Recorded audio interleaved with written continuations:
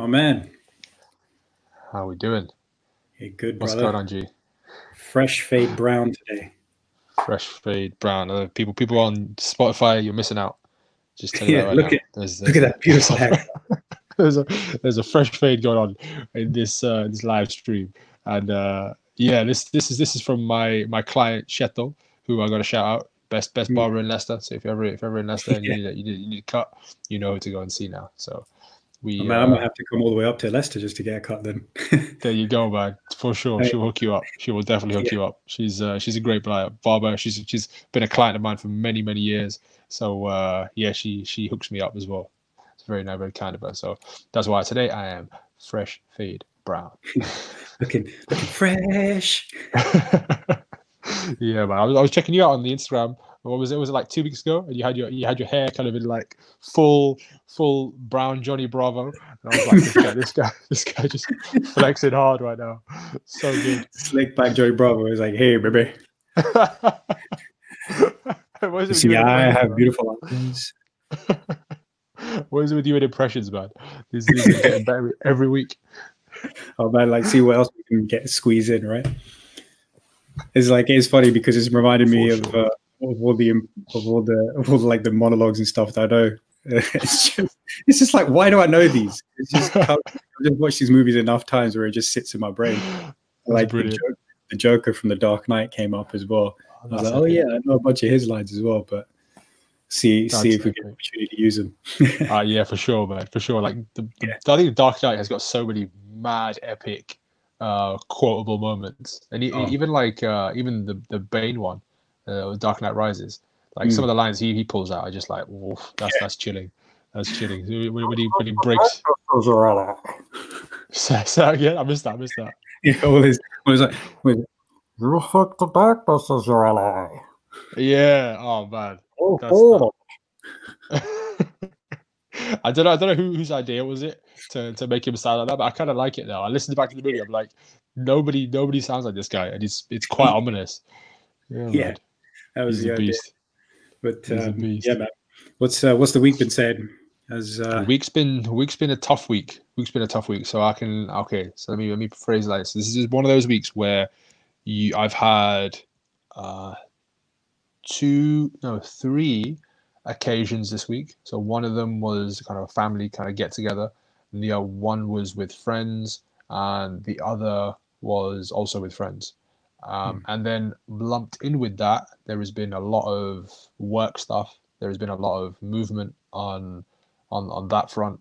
A few new clients. So it's been a very full-on week. So yeah, this is going to be a bit of a theme today. We're going to talk a little bit about kind of managing these feelings of overwhelm, right? We're gonna get into that a bit more in the podcast, and I think this is such a common theme for a lot of people. And you have these weeks, right, where routine just falls out the window, and that was this week for me. I mean, like, I don't know where did my routine go? I have no idea. Like, I did not see it bolt out the door, and that was the case from the start of the week. So I can almost say this, like, since I stopped fasting, and it's been 2 weeks now? Yeah, 2 full weeks.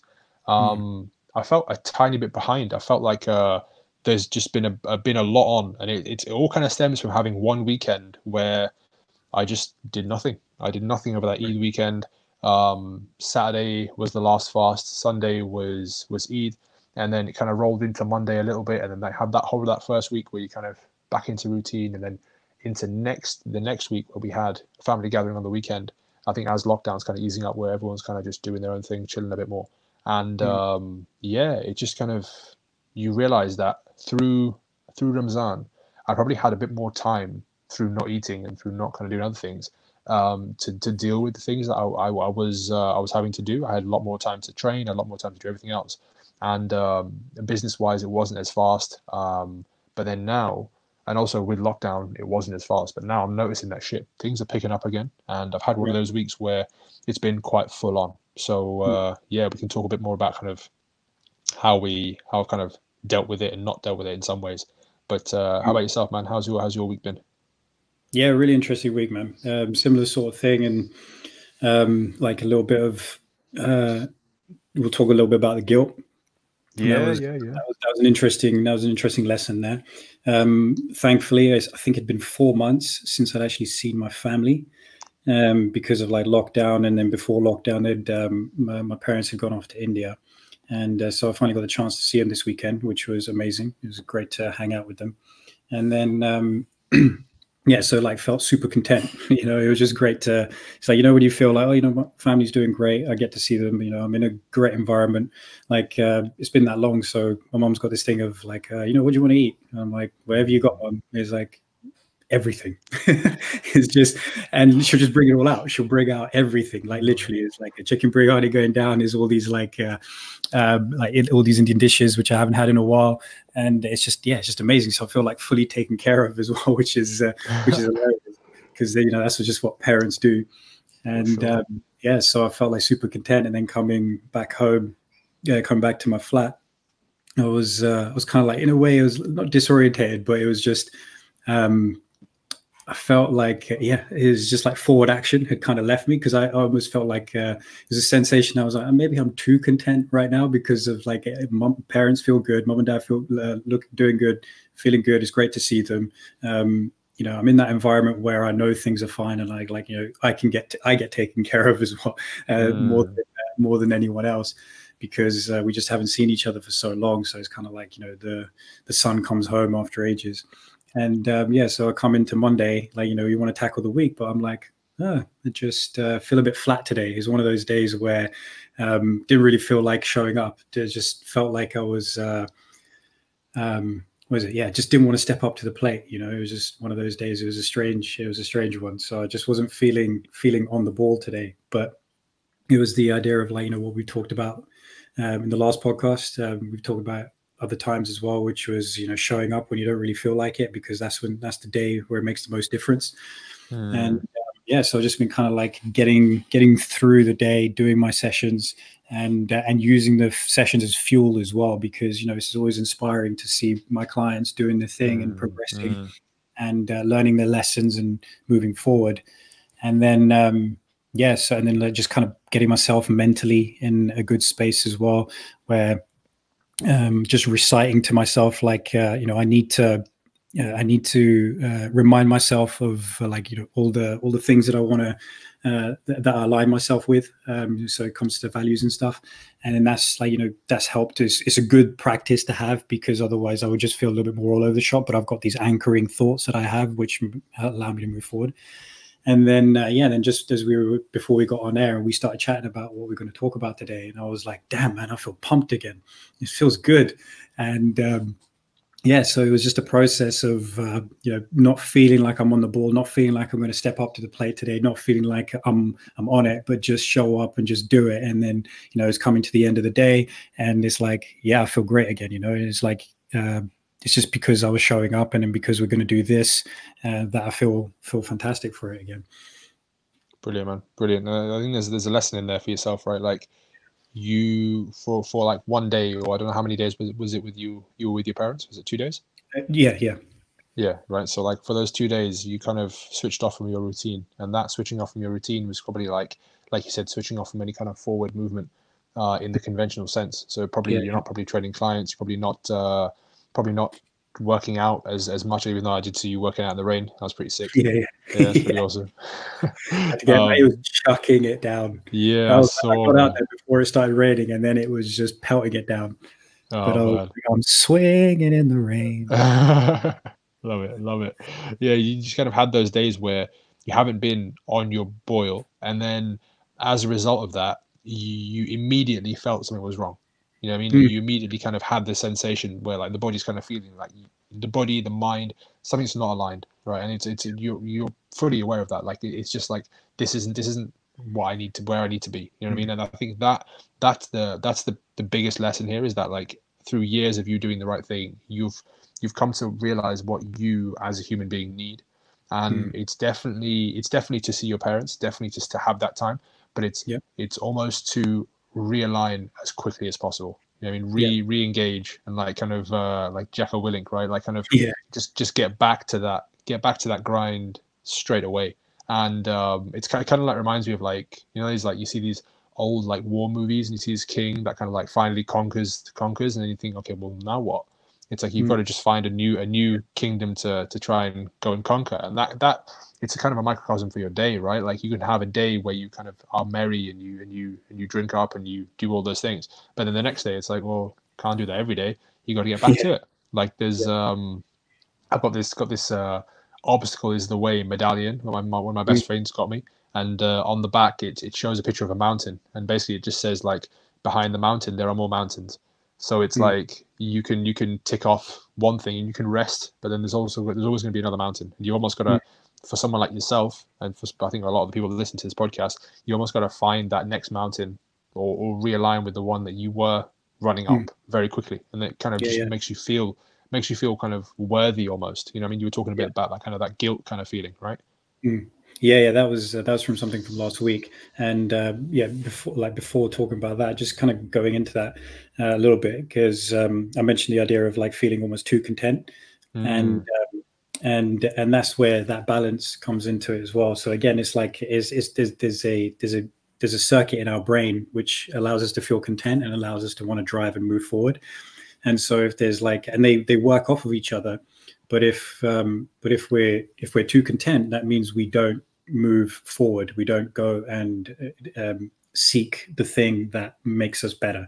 So from a very fundamental point of view of like, just what is it for humanity in our history, is like if we're too content in the here and now, then it means that we're not going to move forward to look for food. We're not going to move forward to look for shelter. We're not going to move forward to look for a mate.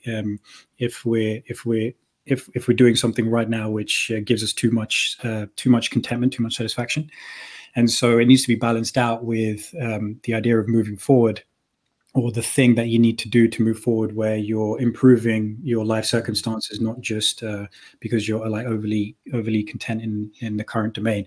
And so because if you don't do those things, you actually die. It's like from that evolutionary point of view, if you don't go out and do those things, then nature's going to bite you in the ass.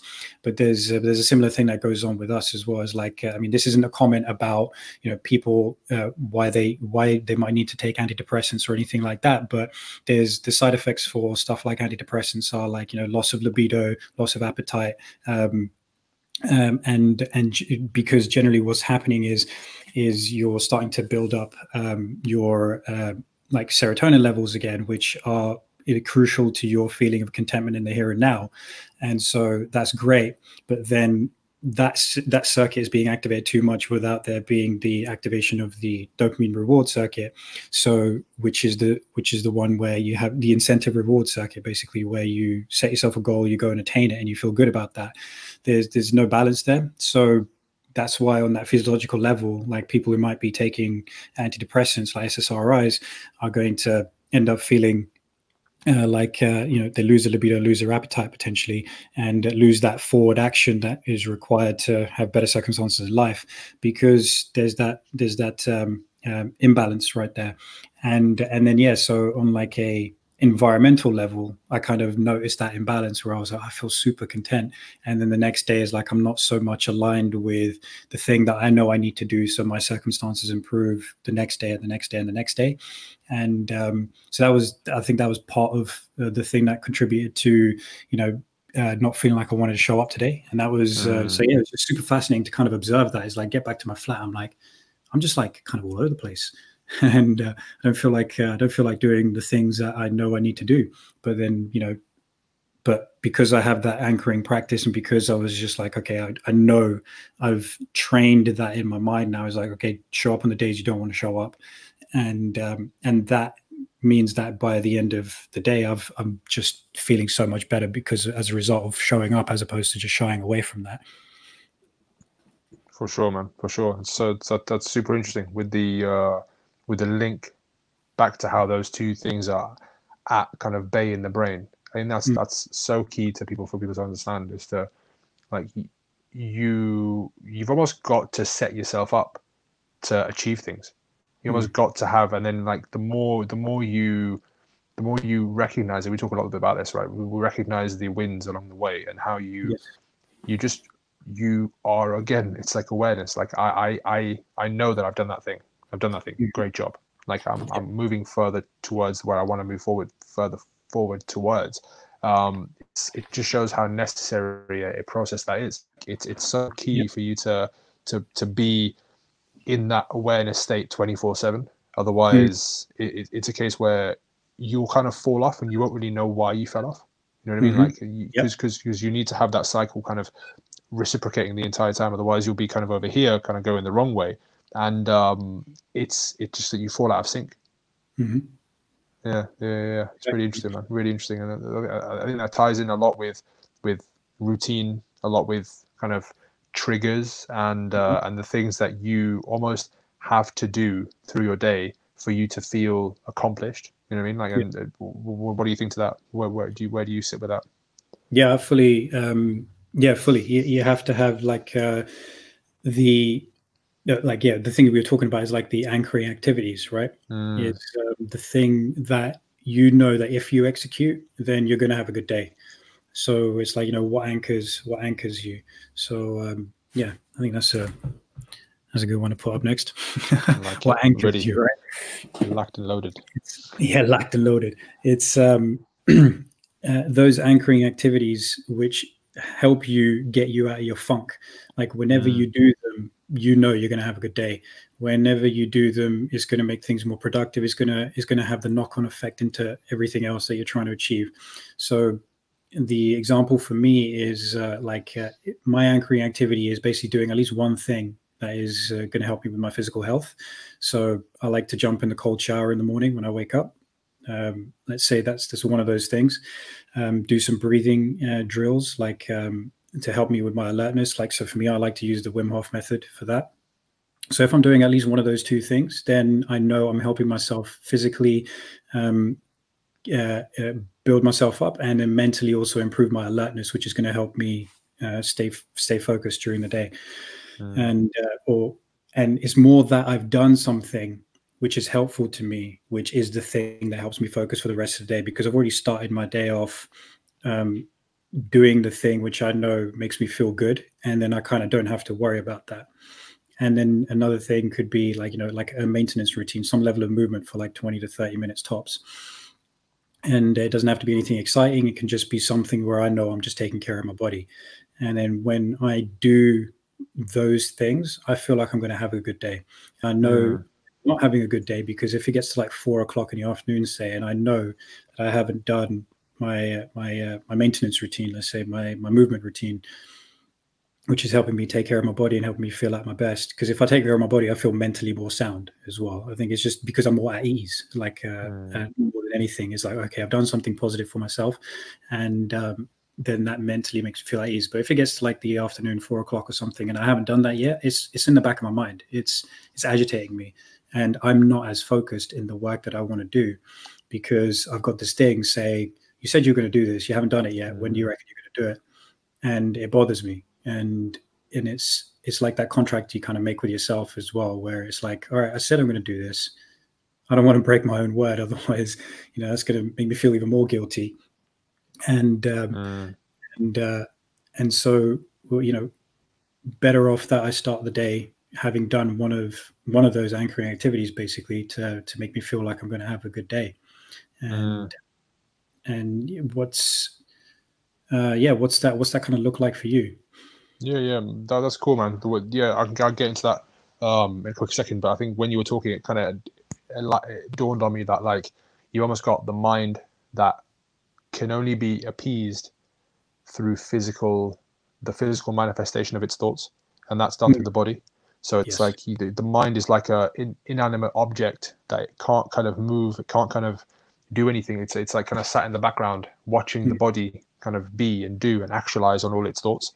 It's like kind of, I have this vehicle that I can move through, but I have to like, it's like kind of like move, like I'm kind of prodding you. I want you to go, but you're not going. You know what I mean? Like I need that. I need to feel good by seeing my thoughts and my efforts like realized through this vehicle. And that's where that kind of unison, that alignment, we talk about alignment all the time, like kind of that unison kind of comes in place through action, right? Through actually you just doing those things. And you talk about these anchoring activities for yourself. For myself, I think the first one is getting out of bed when the alarm buzzes the first time. That's such a simple one. But it's like Nice. I hit that snooze button. I'm just like, you piece of shit. Like, you piece of shit. Like, don't you dare. Like, I hate it. I genuinely hate it. And but the worst is when I'll see a reason to hit the snooze button. And like, for instance, I get up in the morning and I know I've got to be up. Sometimes super early for training, sometimes not as early, but still fairly early. And my clients messaged and said, "Oh, I'm sorry, I really can't make it today." And it doesn't happen often, but sometimes it does happen. And then you just like, okay, I'll get an extra couple, half an hour or whatever. And I just feel like, no, that's not right. That I should get up and I should do something with that time. You know what I mean? I've been given this free hour now, and I should just use it better. So that the first one for me is that as soon as that alarm kicks off, is that I should just get up and then be not in my bed. Like, this is my time to be not in my bed. And it's like the first minute of my day, either I used it to align or I used it to misalign, right? Like, I don't want to use it to misalign, right? So that's like that like the way I was thinking about it today, it was like I wake up in the morning and I've had some water, and I want that water to go toward me being physically better today, rather than me just kind of taking it on board but just kind of wasted its effect on me, right? Like, I've been hydrated now. Like, what did I do with that hydration? You know what I mean? Like, taking it to that level, like being that kind of thankful about, okay, I get some kind of go juice, and like, did I just sit on my ass with it? Like, no, I don't want to do that. And I think that plays into. Say again. You're getting me fired up. I'm like, all right, tomorrow I'm going to set my alarm at 5 a.m. and just get up. just sit there, just like, what? What? Exactly. Like, don't care. I'm just going to get up. I've got images of you like doing an Undertaker. Just like, you hear your alarm go off. I even imagine your alarm being the Undertaker. Dong, and you just go just straight up. That's it. Just throw the sheets off. Just like, I'm ready. Exactly. So dude, that's fired me up. That's sick. I'm gonna do that. That's it, man. Get on it. I want to see that Instagram post tomorrow morning. You just pacing around your flat, just like, no reason. I'm just pacing. It'll be like Jocko Willink style. I'll just take a picture of my watch, but then, man. Unlike him, I'll just go back to bed. No, you're not allowed, man. You're not allowed. You gotta get up and do some work on your online portal, or do some work on your podcast, or do some work on your breathing. That's it, man. Yeah, right. It's just made out my day for me. Sorted. There you go. There you go, man. It just stems from that.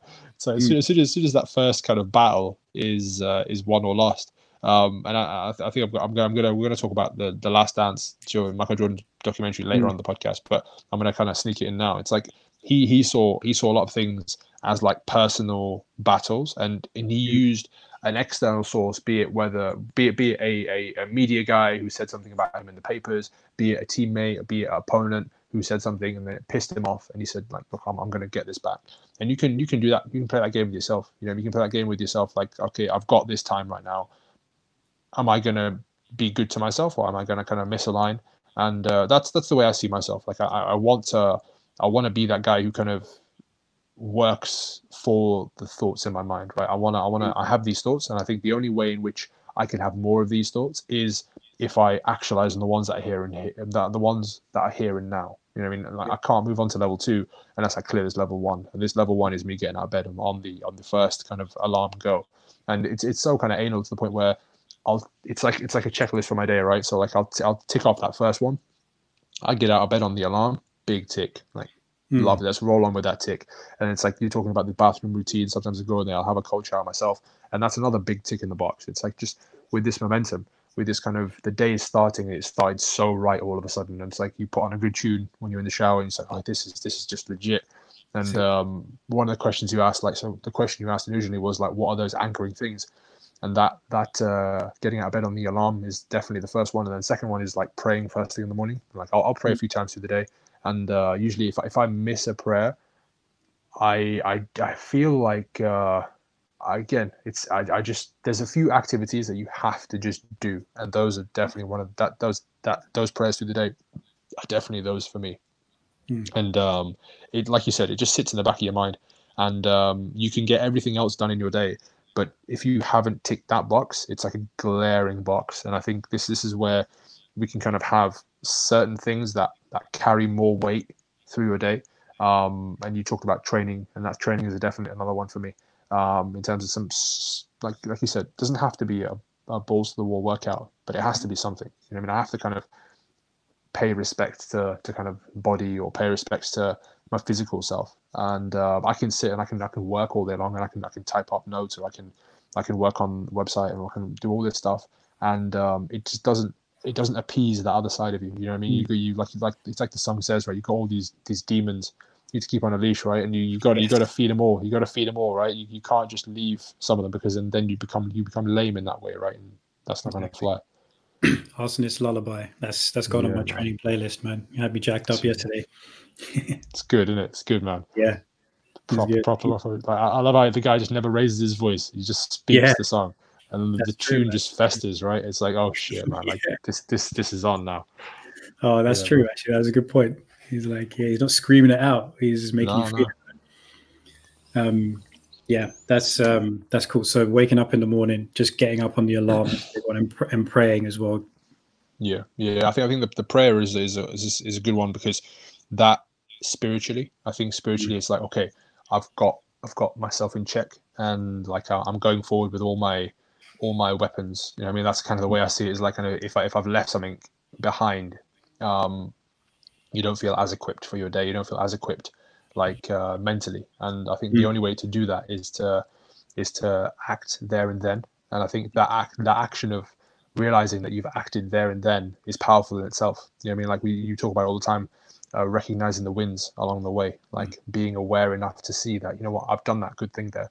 And that only spurs you on for the next good thing. And I think if those wins are across a wide variety, like you talked about, a physical being, like kind of if we can bring into it the psychology of getting out of bed first thing. Like, I don't care if it's difficult, just do it. Like those are some of those things that we have to like vary our wins across the board. And then like we look at the spiritual aspect of it as well. If we can do that too, there's just more variety, and we're kind of killing the game on multiple levels.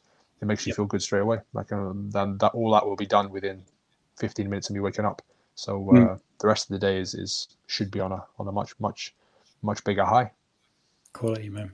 That's great. It's like, just figuring out what that anchoring activity is for whoever's like, who's listening out there. Is it's kind of like again, getting in tune with the values that you have. Like, what do you find yourself being most engaged with most often? What do you find yourself thinking about doing most often? What do you find yourself kind of dreaming about or wishing about doing more often? And if you realize that there's a straight line between all those three things, then you're onto something. That means there's something that you value highly, right? And so then engaging with creating, basically aligning yourself with that value, and then trying to create the actions around that on a day-to-day basis, means that you kind of figure out what your anchoring activity is then, and then you're able to you just smash through your day. Like, you just feel better about your day because you've taken care of that basic thing of here's what I value highly. I've acted on that, and the rest of the day is going to be great as a result. There's the hidden side of it as well, where, let's say, you're busy, you've got a lot of things that you need to do, and usually they can be high priority tasks, or even if they're not, they can knock you off from doing that anchoring activity because there's a lot of things for you to do. We mentioned it last time, where you have there's that saying, that Zen saying is like, you should meditate for 20 minutes a day, but if you're busy, you should meditate for an hour. And the power in that is basically saying that the busier you are, or the more scattered you might be in your brain, the more you need to do to bring yourself back into your own alignment, and into a space where you can be the best version of yourself. And you feel like you're sacrificing more time, but what you don't realize is that because you've done that and you've put that work in, you've made yourself more productive in all other fields. I can say this from personal experience, and I just know that this is what happens. It's like every time you realign yourself, like you take yourself away from the things that you feel like you need to do, and get back to doing the thing that you've got to do, which you know is good for yourself, in line with your highest value, then everything else becomes easier to do again. So even though you've taken more time away from those things, you actually do those things better in the less time that you have. And that's an important thing to recognize. So it's like, I'm too busy, I've got all these different things to do. I feel like if I take time away from doing those things, I'm basically, that's what I'm doing. I'm taking time away from doing those things, and they need to get done.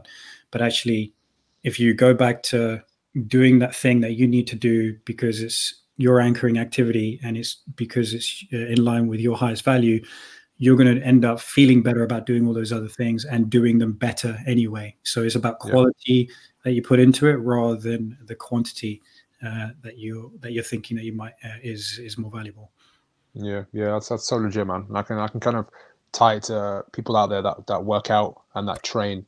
It's the way it kind of, that what you've just said there fits for me is like, if I need to get into a heavy workout, if I need to train my body and I need to train the whole body, I need to first anchor myself in a place where my joints are all aligned, whether that be through breathing movements, whether that be through mobility, whether that be through like me stabilizing in certain positions. And then that's on the back end going to support me through the rest of the workout. Whereas if I kind of just rush into the gym, throw my bag to the side and start squatting straight away, I might not kind of be fully engaged through all my component parts. And that's kind of the way I would look at it. If you're somebody out there who works out, you understand that analogy, like warming up properly and fully getting engaged with your body first, because you are the vehicle that has to go through all those tasks. Like you have to see those things through, right? And if you take a second aside to breathe, to center yourself, it's the same. It's exactly the same as you taking time aside to center yourself, whether it be joint centration, whether it be through kind of balancing muscles that, okay, this is pulling a bit tight today, this is a bit too relaxed, let me balance these forces out a little bit, and then when I go through my workout, I'm going to have the full support of this joint. You know what I mean? So like, if people out there kind of, if you haven't done this, I would 1,000,000,000% recommend, because it's, you're talking about it from personal experience. I'm exactly the same, man. It's whether it be mental alignment or spiritual alignment, like I've talked about with prayer, or physical alignment, it's always best practice, because you get the full beans. You know what I mean? Like you know what it's like to kind of to not align the body and then go into a workout. You just don't feel right. You feel like you're going through the motions, but like you're not firing on all cylinders. It's so many ways we can kind of pair this. Like, you know, that car, like you want to make sure that all the internals are working properly before you put your foot down. And if you live a life where the foot is down, it's not coming up for a little while. You've got to make sure you've done the work on the back end, because when the wheels fall off, that's going to be bad. You know what I mean? Like, kind of you want to just basically have your own back. And I think that's the way to have your own back, is with these anchors, is to know that, okay, I've got this crazy busy life, but I need to put my work into these things first and like fill my own cup up before I can start pouring to all these things. That's kind of that's the way I see it, for sure. Yeah, big time. That's a good one as well. Fill your cup so you got something to pour from. It's like, you know, what use are you when you're in an empty cup? Yeah, man. That's it. You got to have that thing overflowing.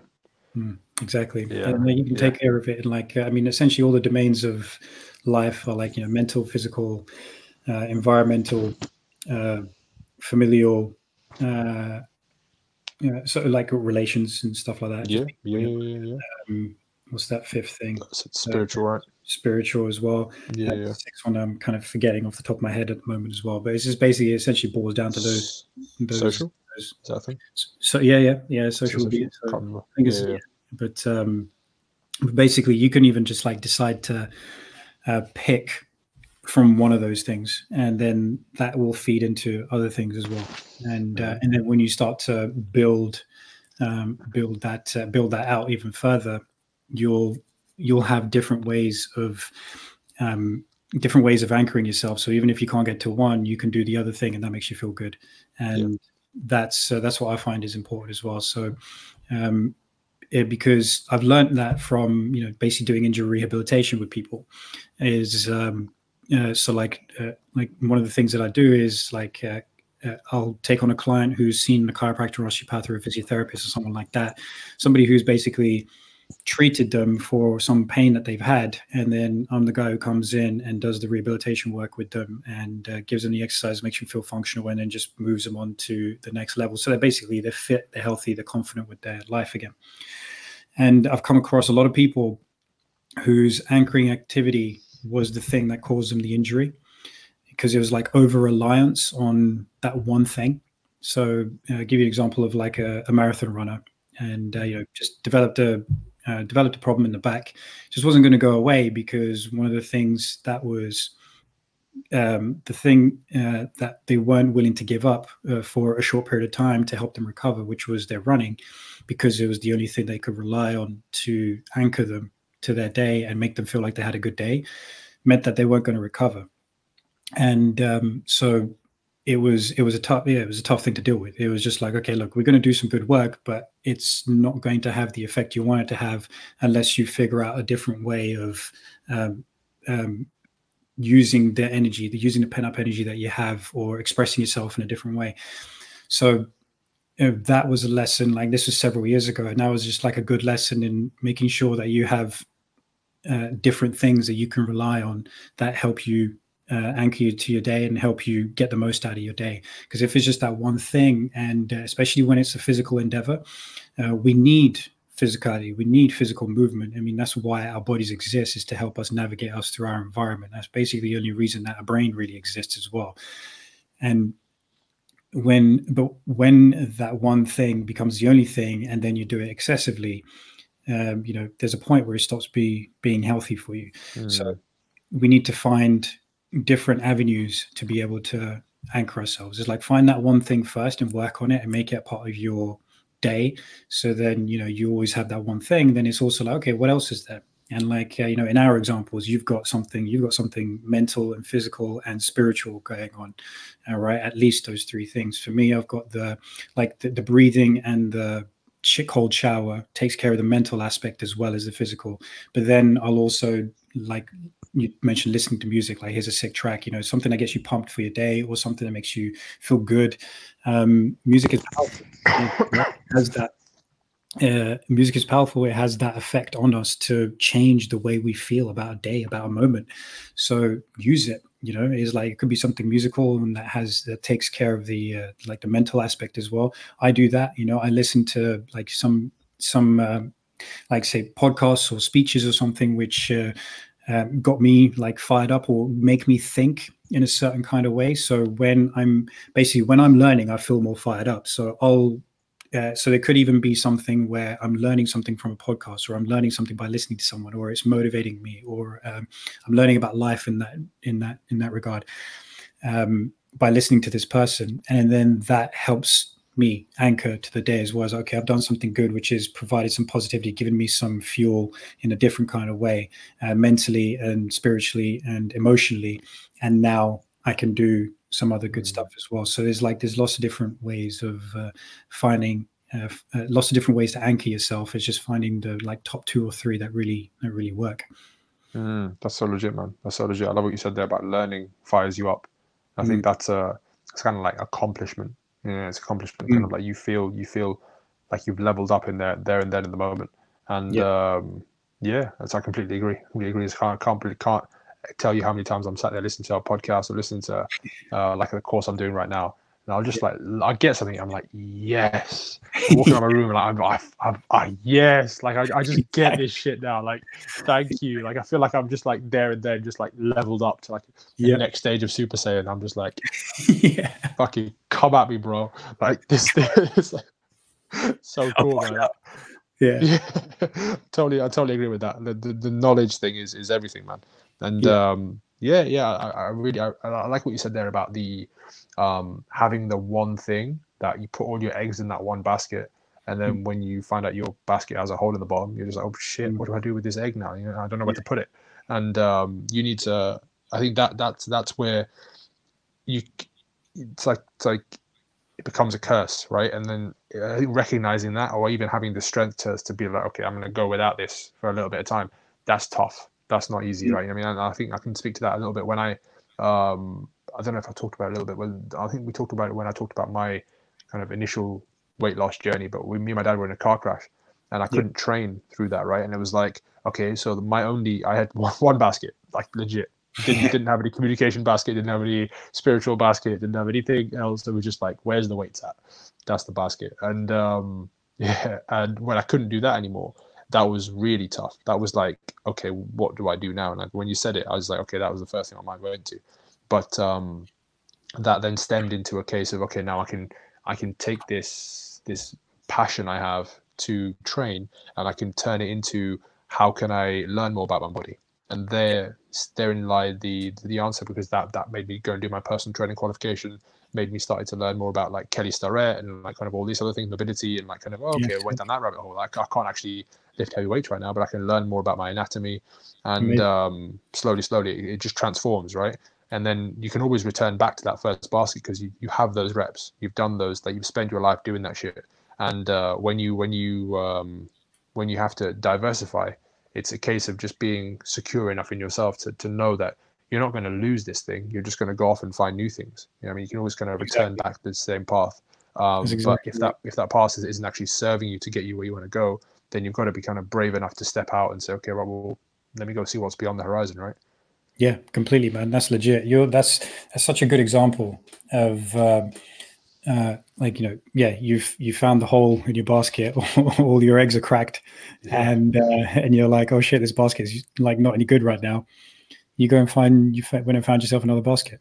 That was that's it. That's looking at, okay, you feel shit, you feel like there's some grief, but you turn it around and you just go, there's an opportunity here. I can go and find the next thing, which is going to help me be a better human being. I can level up as a human being here, and that's big power. Is like there's especially in like like the way the world is at the moment, with just everything is kind of like in these unprecedented circumstances kind of thing, and you just kind of look at it like, okay, what's the opportunity for me to do to level up as a human being? Because there's always an opportunity in the chaos. There's always an opportunity in the struggle, and we say that almost every week. There's opportunity in the struggle. Just look for it, find it, and then latch yourself onto it and level yourself up. And that's the one, man. That's the one. Big things. And then I think that like it ties in with the other thing we were talking about as well, like overwhelm and guilt. And so we'll discuss like overwhelm and also have guilt. Like guilt becomes a part of that as well, but there's also separate circumstances for it. So in terms of like overwhelm, I've been thinking about it last week, and then it actually came to a head today as well, funny enough. And it's like, the things you think about, they start to manifest in front of you. It's like, it's like shocking. It's like, not really. It's like spending most time thinking about is the shit that ends up happening. And, that's brilliant. Yeah, exactly.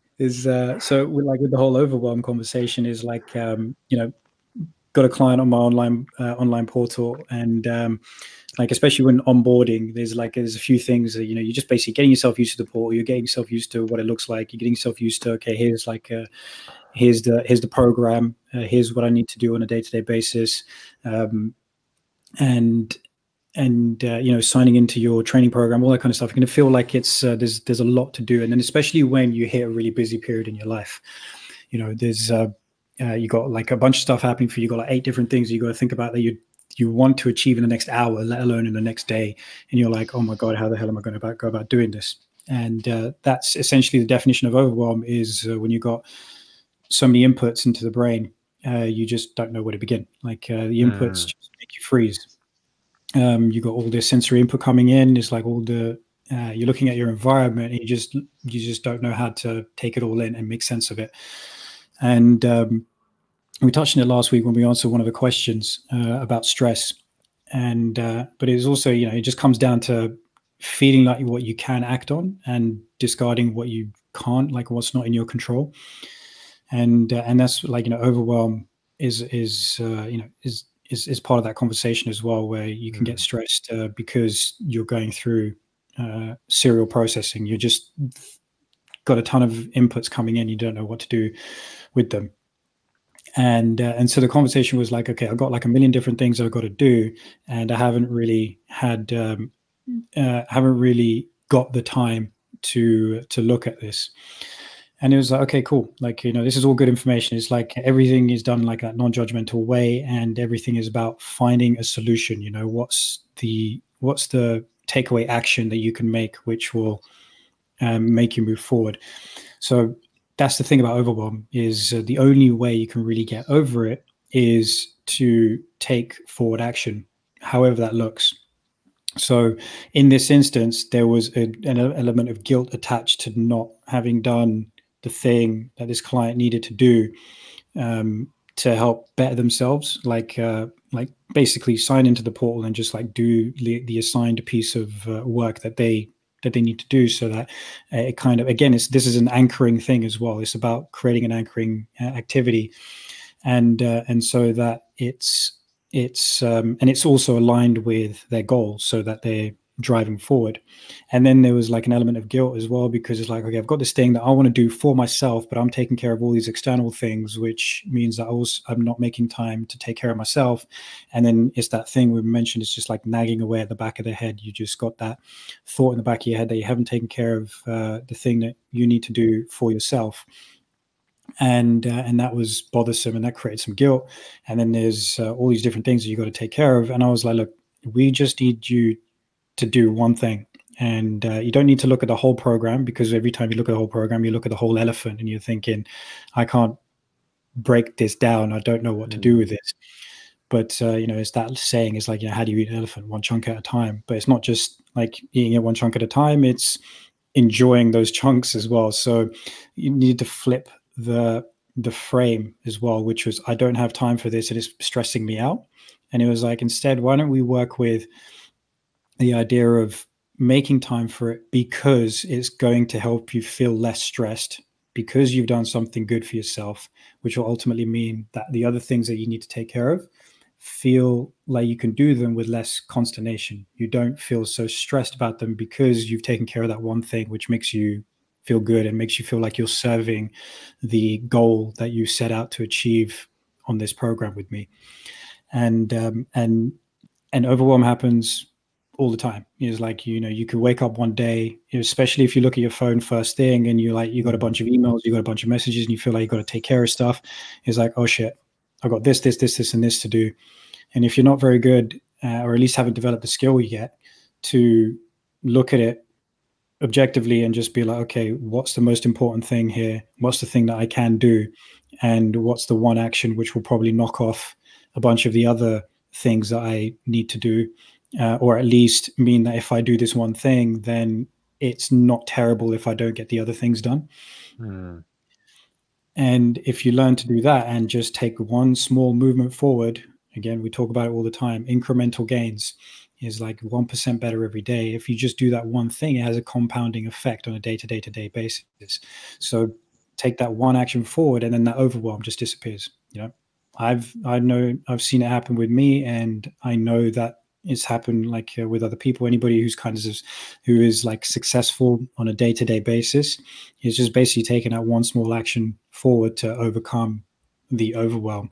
Because if you let that overwhelm sit with you, then you freeze, you don't do anything, and then you actually start the next day worse off than you started the previous day. And if anything, you want to take that one small action, which means that you're going to be even that little bit better off the next day than you were the previous day. Because otherwise, you're just going to have shit day compounding on shit day compounding on shit day. Whereas if you do one tiny thing, and that helps you alleviate that overwhelm, you end up having one better day over a better day over a better day, and that's stacking itself on top of each other. And then in terms of the guilt piece is, you feel guilty because, you feel like you're doing something you shouldn't be doing, or you feel like you haven't done something that you should have done. You feel like you made a mistake, and you've wronged yourself in that sense. And then the thing about guilt is it's kind of, it can become perpetual, because there is a rewarding behavior. There is a rewarding action. It is rewarding in the brain, basically. So It's just like when you do something good for yourself, you do something on the way to your journey and you're rewarding it, and the reward begets more rewarding behavior. It can activate the same pathways, and there's something about it which makes us feel like we need to do more and more and more of it. So it's paradoxical to think that something that makes you feel bad is something that has a reward, reward feedback within the brain, but that's what it does. So we need to learn to like kind of cut it off at its source in a way. Or if you notice that you're starting to feel guilty, then again, it comes back to what is that one action that you can take which gets you back in line with how you feel you need to be acting, how you feel is working towards you on the goal that you have. You're on the path to the goal that you have. You're in alignment with everything all over again. So they work. I wouldn't say they work together, but you can experience them together, because if you're overwhelmed and you're not doing something and you feel bad about it, you know, that's guilt. And then you need to be able to recognize that in as objective a way as possible, so that you can actually take the action and move forward from there, even in the slightest manner, so that you can overcome that overwhelm and overcome that guilt. And it happened. It happened to me last week. It was like I had a day where, like last Tuesday, I felt like I had more rewarding behaviors than I did behaviors which were necessary for me to move forward, like so doing work stuff and like doing all the things that I value. You know, I wasn't like, I didn't really learn as much as I wanted to on that day, or I had prepared to. Didn't do as much work as I wanted to. And but what I did do was, like, you know, go hang out with my flatmates. We went outdoors. It was like the last sunny day that we had compared to last week. And I was yeah, we were just playing outdoors, had a great time, had some great food together afterwards. We came home and cooked up a storm. And I was like, you know, that's a good day. But I was like, what did I do? Like, what did I forego? What was the opportunity cost of this day? And it just meant that I didn't do as much productive work as I wanted to. And so at the end of the day, I was like, oh, you know what? I'm feeling this guilt setting. Oh, this doesn't feel good. Oh, no, this is shit. Oh, I'm going to beat myself up. Oh, no, no, no, don't go there, don't go there. And, but I was observing it and I could feel this sensation kicking in. And I kind of arrested it, and I went, okay, go to bed, wake up tomorrow, and you're going to have a better day. You know what this feels like. You don't want that again. And so the next day I woke up, put my distractions aside, like the phone, and, you know, liberated my brain from thinking about all those distractions, and just went straight to work and had a freaking awesome day. By the end of it, I was like, that's a hell of a day. Kind of got like addicted to the feeling of how good it felt to be productive like that. And like there was no guilt and there was no overwhelm. It was yeah, that was a fantastic feeling. Shit. Man down, man down. Sorry, man. It's all Lost good. you for a second there. Yeah, That was my bad. I just pushed my iPad back. Yeah, Sorry, bro. Yes. that was Technical issues. Yeah, just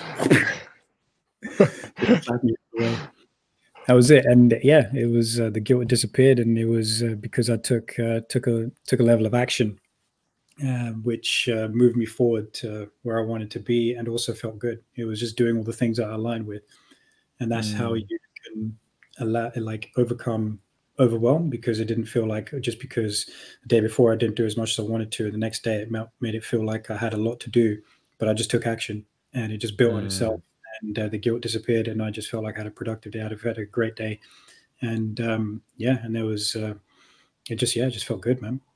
That's solid, man. That's solid. I think what I'm kind of hearing there is like you've got a few different things you have to appease, and that's within your awareness. You know that you've got to have time with your friends. You've got to kind of chill with them. You've got to tick that box. Otherwise, you kind of feel like, oh well, I've not hung out with anybody this week. I've moved forward personally, but I'm not kind of give my time to that. So it's like it's spinning all these plates, and it's like kind of if I focus my attention on this plate, like, well, that one starts falling, and like kind of, oh well, I have to get to that one now, you know, and then that feeling is, oh shit, like overwhelm is like that's the way I can kind of envision it. You know what I mean? It's like I've got these are my tasks that I want to be spending my life doing, but if they start happening in a ratio that doesn't quite equate me being at peace, then it's just not going to go right, and then I start having these feelings. But again, at the end of the day, it wasn't a bad thing that you had those feelings. It was kind of a good thing because you knew that you had to address it. It was like if you had 2 of those days where you just chilled, you would have finished the second day and be like, what am I like? Why am I even like existing? Like, just take me away. Exactly. You know what I mean? Like, and Guilt that, turns to shame, and it's like, oh yeah, no, I'm a horrible person, I'm a terrible person. You just feel shit about yourself. It's like, nah, man. And you're too right. right. I felt super grateful for it. I was like, the following day when I smashed through all the stuff, I was like, this is how I want to feel. I don't want to feel like I did yesterday. And it's a process. It's not like I'm going to get this nailed on perfect, but it's just like I know that I don't want to be in that space, and I know I want to be closer to that space where I'm feeling productive and that fulfills my soul. And so I'm like, okay, I'm super grateful for having that day where I felt bad and felt guilty, because it allowed me to take action to make sure I wasn't in that space again, and it highlighted how necessary it was for me to take action. Because if I don't, then I'm going to have more days being in that space. And as I've learned, that's a place that I don't want to be. And it was, it's a day to be grateful for. For sure, man. For sure. Give me 1 second. Right back. Yeah, cool, man. No worries. We'll just keep riffing. So we've covered like showing up on days where you don't feel like it. The idea being that those are the days where you're going to end up feeling like you don't want to do anything. You don't want to step up to the plate, but that's the day where you actually make the most change. That's the day where you actually move yourself forward. And the way you can help yourself move forward is creating an anchoring activity. So finding out things like what anchors you, what is the activity where aligns you with where you want to be. It's got to do with the things you love to engage in, the things you dream about engaging in, things that that when you do them, you feel good, you feel at your best, and so doing them more often. And it ties in with overcoming overwhelm and guilt. And overwhelm is just a state of lots of inputs and not knowing what to do with them. So it's just about taking that one small action and moving forward. And then and guilt kind of gets trumped by that small action as well. So if you feel bad about something which you haven't done, or you feel bad that you've done something and you shouldn't have done, take a small action to correct it, and then you start to feel like you're moving forward again. Too legit, man. Too legit. I mean, then is if it all comes kind of back down to like knowing yourself, and then knowing the inputs that you need to keep moving yourself forward.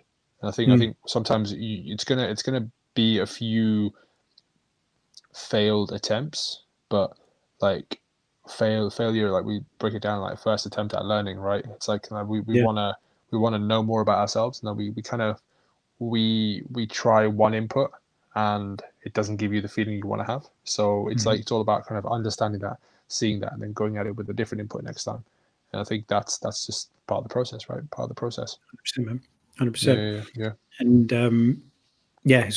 I think I like what you talk about there, because it reminds me of it's like having that conversation with my parents over the weekend, actually. And I was like, yeah, the apple doesn't fall very far from the tree. I know where my thoughts come from now, and even though I never paid attention to it before, it's because you said like controlling the inputs that you have. So it's basically setting your environment up for great success, right? Yeah. My mom was talking about how there was a family member, or not a family member, it was a family friend, sorry, who felt like was kind of just feeling alienated, and didn't feel like they had the right environment to feel like they had the community and stuff. Just basically felt like disconnected a little bit, and like somebody with 2 young daughters as well. And it was like I just don't really know what to do. I feel like I want this kind of community feel, and I'm not really. I want to. And rather, it was also about believing in something. So it was like I feel like is somebody who's like not very religious, but is like I feel like by not being religious, I'm not in. I don't feel like I have a strong belief in anything. And then like, I just feel like it was kind of sort of like it was filtering over into other things in life, where it was just like having a lack of belief meant there was no base. So there wasn't a base to propel themselves from, like, good family life from. And then my mom just said something, it's so simple and so profound. And she was like, oh, I can't find it anywhere. And mom just goes, well, create it. Create it for yourself and create it for your family. And it's like, it's so simple, and it's such good advice, because at the end of the day, you're in control of your own life. It's like you choose to see your circumstances the way that you do. So you can choose to see them as positive or negative. Your environment is the way it is, but you can make little changes to it to make it better for you. And then, I mean, if there's the other thing that we can talk about that involves what shapes you is like your genetics, but then you have control over how they're expressed as well, right? It's like somebody, for example, people might want to blame the fat gene for being out of shape, but actually it's like you can suppress the activation of this gene if you actually are healthy and active and physically active. So you can alter yourself through the actions that you choose to take. And so my mom saying that to this family friend meant that she just went, oh, okay, cool, I'll just all right, so I feel like I'm supposed to be religious because everybody else is kind of that way, but actually I'll just do it my own way. And then create her own belief and like practiced in the way that she wanted to practice, and just feels a lot more whole and feels a lot more complete. And then just created that belief for herself and created that environment for herself as well. And that's another thing that's important, is just controlling those inputs as best as you can, or then choosing to see those inputs in a way that either shape you or break you. That's powerful, Mama Sandu. Yeah, big wisdom, big man. wisdom. I So love that, much. man. I love that. That's So so simple. cool. Yeah, so simple. And that's it makes sense. It makes sense because like you are, yeah, like you said, that you are the way you are because of those that kind of come before you. And it's so cool to know that like you've got these bolsters, right? These kind of, they've been through it, and they kind of, they're very very very very well rooted in who they are as people. And Yeah. I think that's a great leg up for us to see that we've got examples of what it looks like to be quite aligned, looks like to be quite aware of yourself. And yeah, the proof is in the pudding, right? The proof is in the pudding. I think a way that Joe Rogan kind of puts it in one of his podcasts is like, you've got to almost got to see yourself as the hero of your own story. Yeah, And man. that hero, what does that hero do? Like, how does that hero act? How does that hero walk? Like, how does that hero talk? And you got to realize that you can be that, or whatever you want to be, you can manifest those things. You know what I mean? And like, kind of, I think the more you flesh out that idea, the more you start walking towards that, the more it will start running towards you. You know what I mean? Like, the more you'll Exactly. just kind of, you'll just become it. And then like that feeling of guilt, of not kind of going your way, that definitely will start quelling. And the feeling of kind of overwhelm won't be as prevalent, but it will only be prevalent when you're not moving towards where you want to be. And I think the first stage of moving towards where you want to be is like, you can't set sail without a harbor in mind, right? That you need to know where you're actually going to go. And that may be the first thing for people to kind of, to not actually know where it is they're going. And I think that if that's you, I would definitely look at examples of things that you enjoy, whether like you mentioned like music earlier. We've talked about like people like Wim Hof, people like Jacko Willink, who are like trained, people that are very much strong in their ideals. And I think it's a case that you've got to start aligning yourself with those people, and start seeing where you can actually actualize on those things in your own way. And I mean, like you've talked about how your mum kind of is strongly set in her ways, and now she's said it with such kind of conviction to somebody else, and all of a sudden it's changed them. You know what I mean? That's the Yeah. same kind of way in which I think a lot of people should do the same. And I can speak from personal experience. When I set off on this journey of kind of weight loss and transformation, I clearly had a vision of myself, and that's it's where I know I'm close to becoming right now. I'm not 100% there, but I don't think I'll ever be 100% there. But as long as I'm aiming towards that clear vision, then I know when I'm not there. And then that's the main thing, is that kind of knowing when you're not aligned. And then you can start optimizing how to actually align. But I think if you don't know where you're actually going with this, then it becomes very, very difficult to to call a day a success, or to visualize, or to see where you've actually fallen off and you've not actually been effective that day.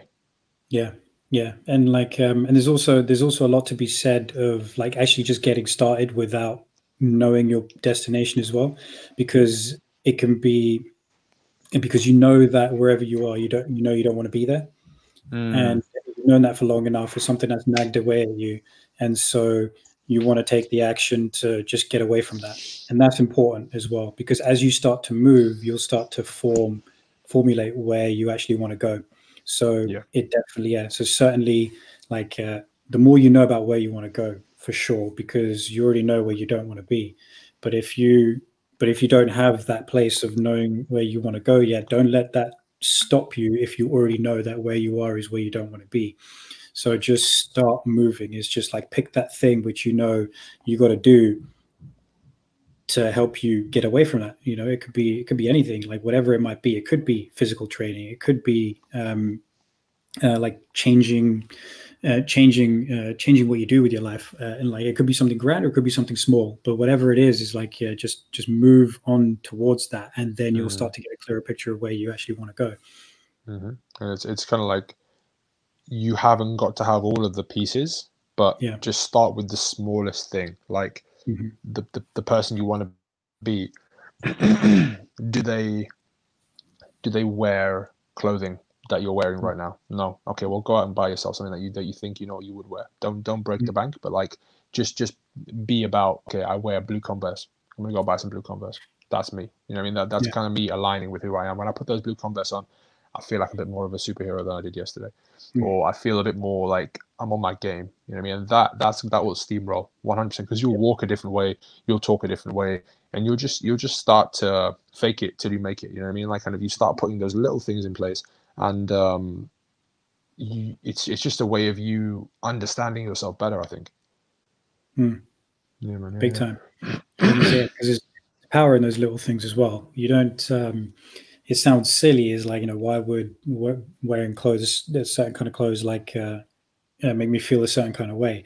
But it's something as simple as switching yourself off from your workday yeah. is just can be as simple as, like, me just changing out my top, for example. Is like, okay, workday's over, and it's a signal. That's all it is like, and it's aligning with the way that you want to be. That's Mm, basically what it's about. It's less to do with the clothes themselves, and more to do with how something makes you feel, and what it yeah. makes you feel like you're capable of. And Mm. yeah, and yeah, I think all that stuff is useful. There's lots of different ways of getting yourself into your zone. Completely agree, man. Completely agree. I think Mm. when we talked about it, kind of tying it all back together to what we were saying earlier, the more versions of that you have, the better. The Mm. more like, Yeah. okay, so I'm gonna listen to this song. I'm gonna wear those shoes. I'm gonna meditate in a certain way. I'm gonna work out with a certain goal in mind. I'm gonna eat with a bit more awareness. There's this. I'm gonna speak to certain people that I don't usually speak to, but I know they're good for me. Mm. I'm gonna surround myself with this. I'm gonna make sure that I watch this. You know what I mean? There's so many facets where the act of doing is one thing, but Mm. the subtext Mhm. beneath what's being done is pure to the source, right? It's like pure to the Yeah. thing you want to be, and Mhm. the better at that all you need to see there is not overwhelm, is not any kind of overwhelm, but it's actually Mhm. seeing yourself actualizing, and the Yeah. outcome is always going to be positive, because it's like Thomas Edison, right? Like, I've figured out 1,000 ways not to make a light bulb, so I've figured out eventually how to make the light bulb. You know what I mean? Mm. And you kind of fail your way away from all the things that don't work for you, until you get to the things that definitely do work, and it's all predicated on you just starting. And we talk Yeah. about this all the time, but it's Yeah, man. yeah, it's really interesting how you can just pick up a head of steam with anything. Like, for instance, for me, having books in the house is a big thing. I'm looking at my Mm. library right now, a little kind of bookshelf, and it just means that they're right there accessible, and it makes me feel like an academic. It makes me feel like I like to learn, I want to learn, and I am that. I mean, I've moved from a place where reading was not a thing. Like I was too much of a meathead to ever think about reading, but now it's like yeah, it's like every day. Like I need to read. I need to learn more about learning. I need to learn more about, but the subtext there is I'm learning more about myself. Like the book is just a vehicle for me to actualize more on who I really want to be. Like I wasn't actually happy being just a meathead. Like I knew that I was capable of more, and my version of being that more is like, okay, I'm surrounded by them right now. I've got some by my bedside, I've got some over there, I've got some on the top of there. It's everywhere. You know what I mean? That's a small way that you can start to just build it into your environment, like you said. Yeah, sure. So that's the okay. I want to ask you about that then, because yeah, I like people will look at you like off the first impression, like, whoa, this dude is big. He's he's a dense mofo, man. He's a mountain. But then like there's the stereotype that comes with that, right? Which is, oh, this is a meathead. This is a dude who spent a lot of time in the gym building himself up. But then when they speak to you, they're like, wait a second. This dude ain't just a meathead. He's got something in between the ears as well. He's got a presence about him, and it's not just like physical. It's like this dude is like he's switched on, man. Like so when you say like I wasn't just happy, just like being a meathead, was that something you felt was being put on you as an image, or is it something that you felt like was actually I am only just about the gym? I think I need to grow out this a little bit. Well, firstly, thank you very much. That's a very nice compliment you just paid me. But I do genuinely think that there is just more meat between my ears. Like, I want there to be some kind of brain there one day. But I think it's. Do you know what? I think it's the second one where people see you, and for whatever reason you feel you have to conform with certain kind of viewpoints of yourself. And I think when you I went through my weight gain when I was still in college, right? So you're still figuring out who you are as a human being.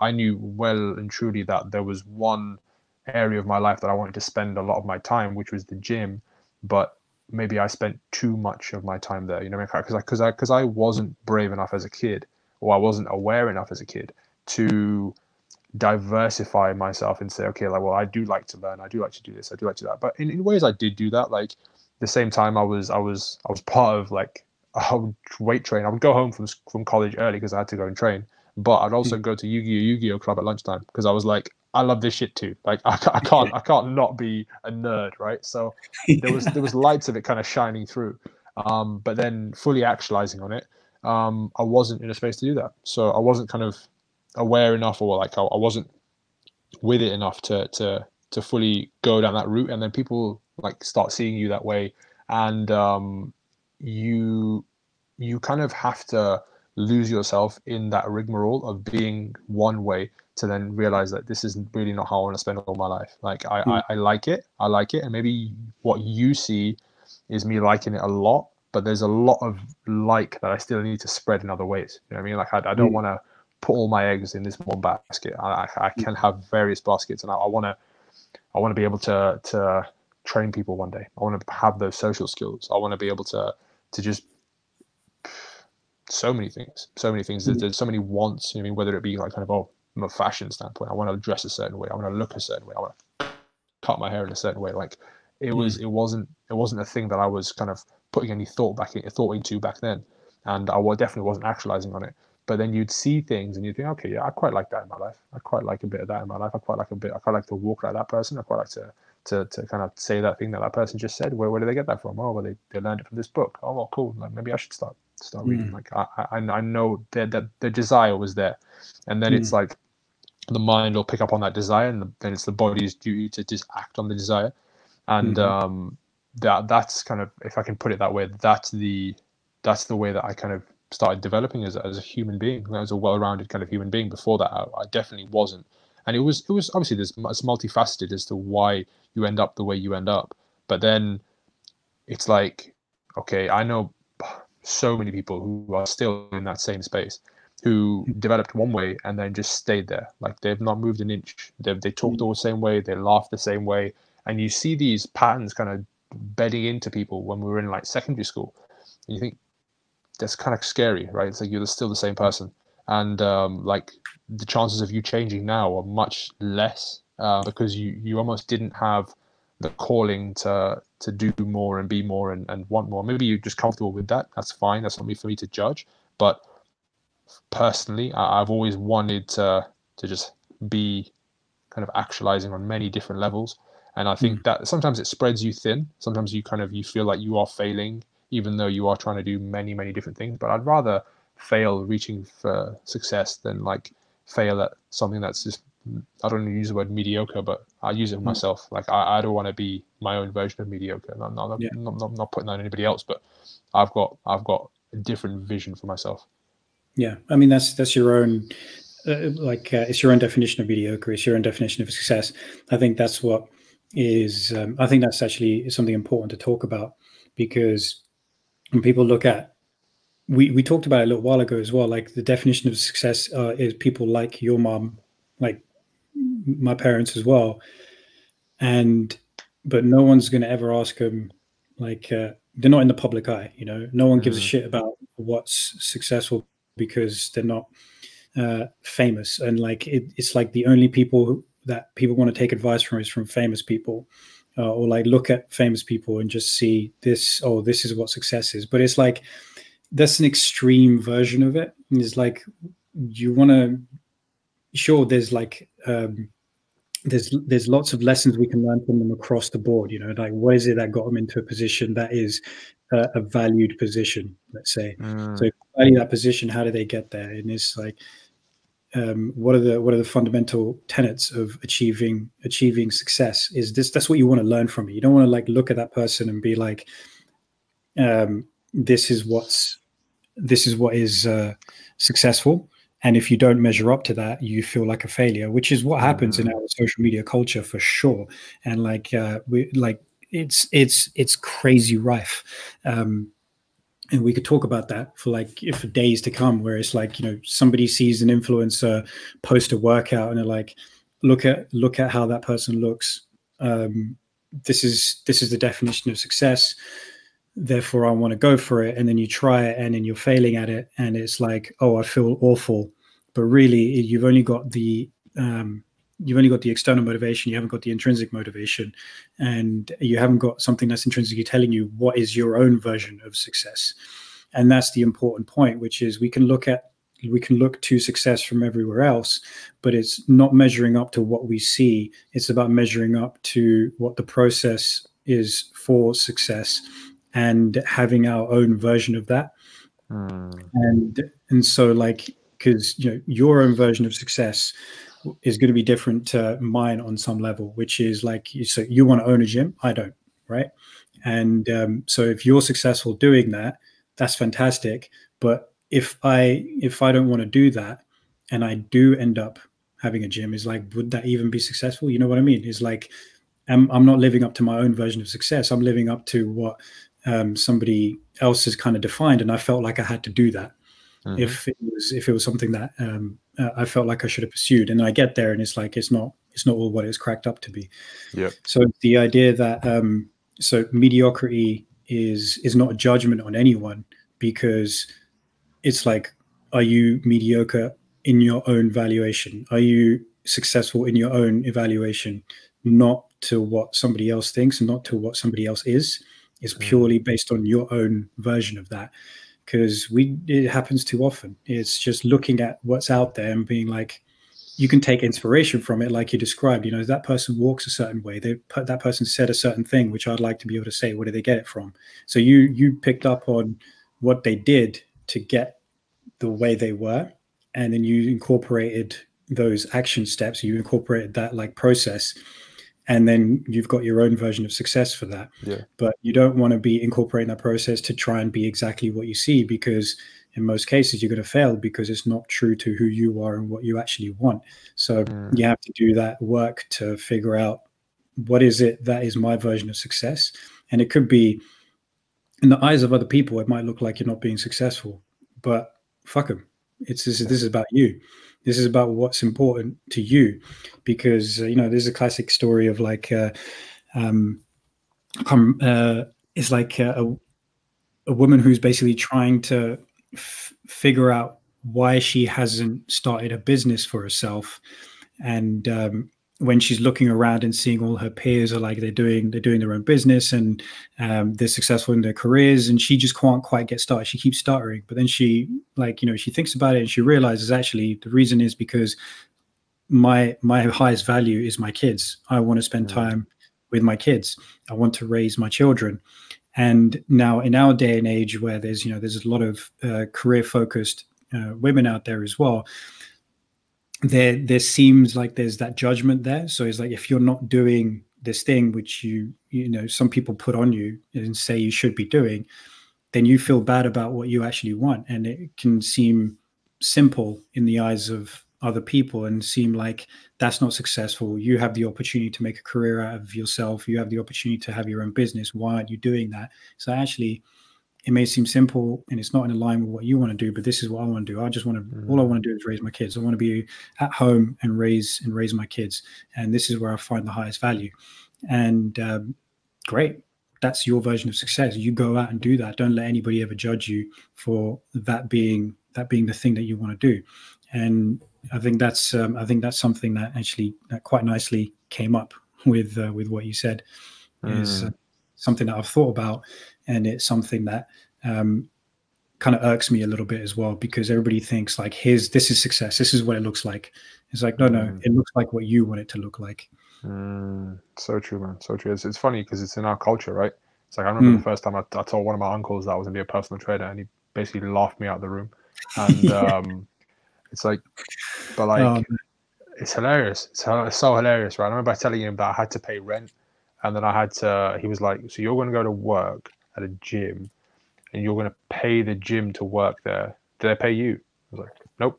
I have to find my own clients. And he was like,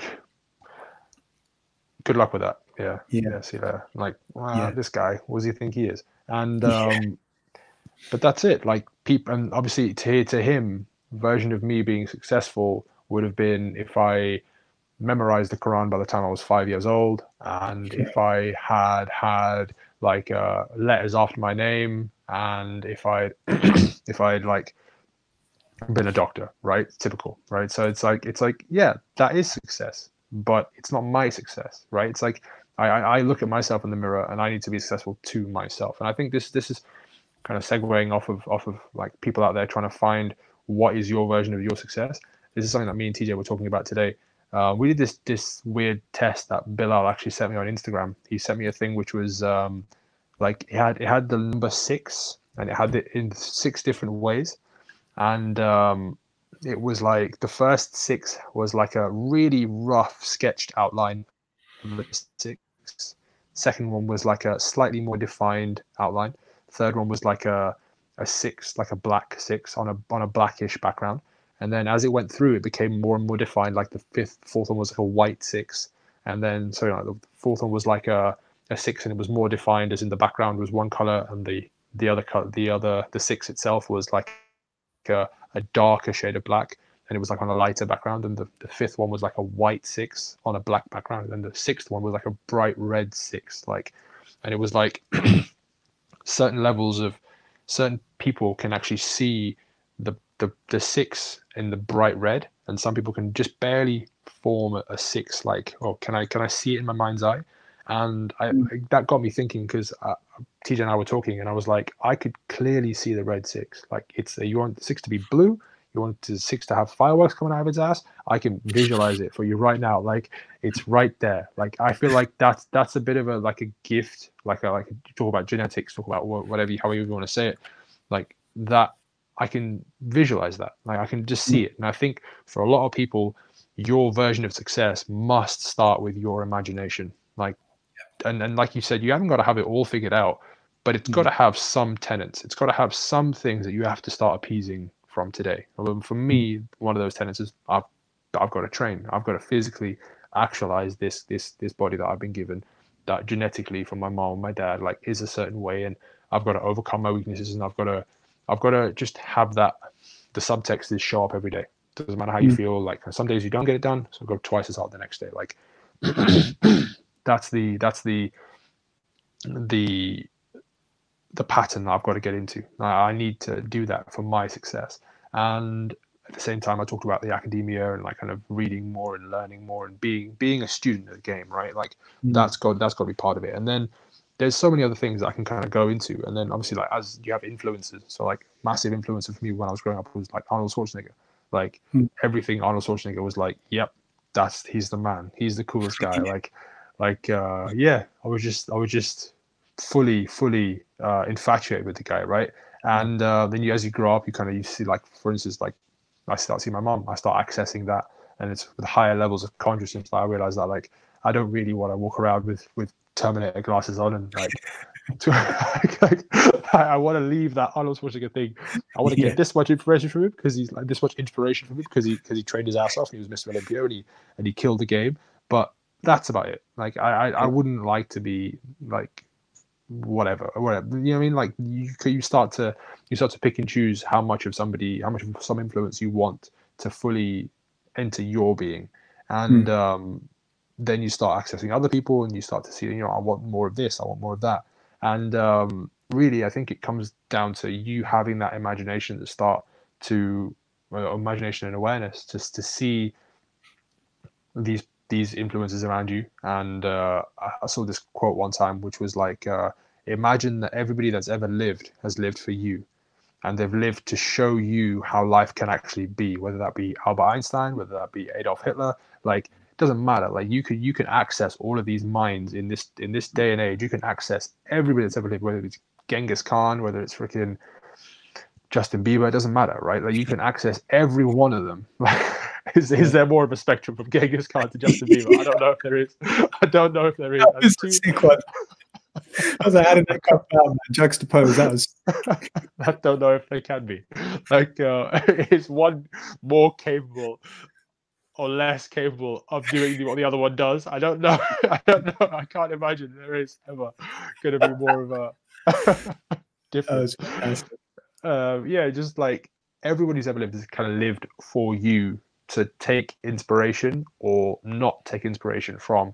So it's just about spending time to figure that out, and then like it's no knock if you start down a path and you don't like where you end up. It's because what you've actually just done is you've actually just started to actualize, and that's the win. Like you talked about, like kind of the subtext behind it. Don't look at the kind of the cake you've made didn't taste right, but the fact that you started baking is the thing that you need to look at. You know what I mean? You can start baking and now you can make bread and you can make cake, you can make fucking whatever you want to make. You know what I mean? Like, it doesn't really matter. So I think that's when it comes to finding your own version of success, there's a few ways to definitely go about it. 100%, man. Yeah, man. That's it. What about yourself? What about yourself? How does that kind of vision look for you? Like what is Gurinder Sandhu's version of success? Man, that's a good question. It's definitely being formulated for sure as I kind of go along, because I've been a lot more serious about that in recent times, simply because like when I made the leap out of my tax background, out of my tax career, I never worked for the man. Okay, anybody who's listening, I did not take the money from you. Okay, I was working for the corporations, and let's just leave it at that. So I was so when I made the leap from that career, it was just purely out of this is something that is speaking out to me. This is me aligning with myself, me realizing that this is what I want to be, this is what I want to do, and then up until I'd even say even this year, or couple of years ago, up until a couple of years ago, it's just been pure passion. That's just been like driving it, which is I just love this. I'm doing something for myself. I'm working for myself. Don't get me wrong, that's difficult because when you're working for yourself, there's no guarantee that you got a paycheck the next day. But I'm doing it and I'm loving it. I'm engaging in the things that I didn't realize how much I wanted to engage in them. But until I started doing it and going further and further and further down this track. And so I've never had a direction, so to speak. I just knew, I just things unfolded in front of me because of the effort that I was putting into it. The opportunities came my way, and I just took them. I just grabbed them, you know, and because I've said this before, like I haven't regretted a single moment of my career. I haven't since I've been in the fitness industry. I haven't regretted a decision I made in it. Nothing about it. I can say that like wholeheartedly, and it feels really good to be able to say that. But then, you know, you get in, like, now I'm in my mid-30s basically, and it's like, okay, that's got me this far. And it was probably like a couple of years ago where I started feeling like I was losing my passion for it, in the sense that I didn't really know where I wanted to go next. And there were a lot of different factors, which, you know, the beautiful thing about life is it only makes sense to you when you look back at it, but you're moving forwards, you know. So it's, I think the Romans say that you walk through life backwards. And because you can only see what's behind you, but you don't know what's ahead of you. And that's why it's so important to reflect, because if you don't reflect, then you can't learn the lessons to help you move forward in the right direction. And but what I've done, like, this is, yeah, and I mean, this is why lockdown for me has been, you know, I've taken the opportunity. It's like, I'm not going to say it's not difficult for me or for other people, but I've taken the opportunity to be able to reflect. And I really started coming to a lot of conclusions. And one of them was that, like 2, maybe 3 years ago, I lost my way a little bit, in the sense that, okay, I was anchored in, like, you know, what I know I need to do, but I wasn't aligning myself truly with exactly what I wanted to do. And I was doing bits of it, but it wasn't completely what I wanted to do. And so, you know, you just kind of like, I realized that it was for a bunch of different reasons. But then one of them was, I just realized I was kind of stopping myself from, I guess you could, like, stopping myself from shining my light. You know, it's like I was just holding myself down more than anything. But there, you know, there were other things that were involved in that. But it's just basically how I took all this information around me and used it to kind of hold myself down. And what I've done is kind of like seen that for what it is now, and just kind of broken out of that. And so I've spent the last, like, you know, 2 years kind of like, in a way, doing what I know I'm good at, but not doing it, knowing what I've got in my future, and not knowing how to best execute it. And so I wasn't giving it my all. And then through this period, you know, it's been long enough now. It's been at least 3 months where we've been in this kind of situation, or coming up to 3 months. But for me, it was 3 months because I basically voluntarily put myself in lockdown a few weeks before I actually started going down. I've just really realigned and really aligned myself with what I want to do. And now that's taking shape into what does, you know, success look like for me in the future. So I know what it looks like now in the next year to 2 years. It's a lot of it is for me is just building out my life in the way that I really want to see it. And a lot of that is to do with my business, because my business is an extension of me. You know, I do this because I love it. And if I love it, then if I invest in my business, it's an investment in myself. And if I invest in myself, it's an investment in my business. So I'm very intrinsically tied to that. And so I want to put a lot into my business over the next few years, and really make that take off, and make it be exactly what I want it to be. And so my version of success is really me. Like, I don't know, I'm still working on that precise vision, what it is in like 5 years, 10 years, 20 years. The thing that I know that I always want it to be in 20, 30, 40, 50, 60 years is that I want to be able to use my body regardless. Like, I want to feel fit, strong, and healthy regardless of my age. And that's always something that's driven me. So that's very like the rough edges. And then the one thing, maybe on a level, but one below that, is that I want to feel like I have the freedom to spend my time in whatever way I want to spend it. And so for me, the greatest currency is time. And what money can do is buy you that time. That's what I want the most out of making money and making a good living, is so that I can use it to spend my time doing the things that I really want to do, which are valuable to me. So that would be what, like, long-term success looks like to me. And again, that's a very broad vision, but it's not narrowed down into specifically, what does it smell like? What does it look like? What does it feel like? Because the more I have that, I know that it will make me kind of drive me further forward. But I know that those two things, broadly speaking, are the things that keep me going. And then, like, in the immediate future, it's like it's just basically, and it's immediate future, but full all of time really is just like living to my highest values. Can I wake up every day and say I lived the kind of day that I want to live? And if I did that, then I'm successful. And then that builds on it, on each day as well. That builds, and then I'll eventually. I know that if I keep doing that, then I'm going to have that future, that broad future, like that I've broadly envisioned.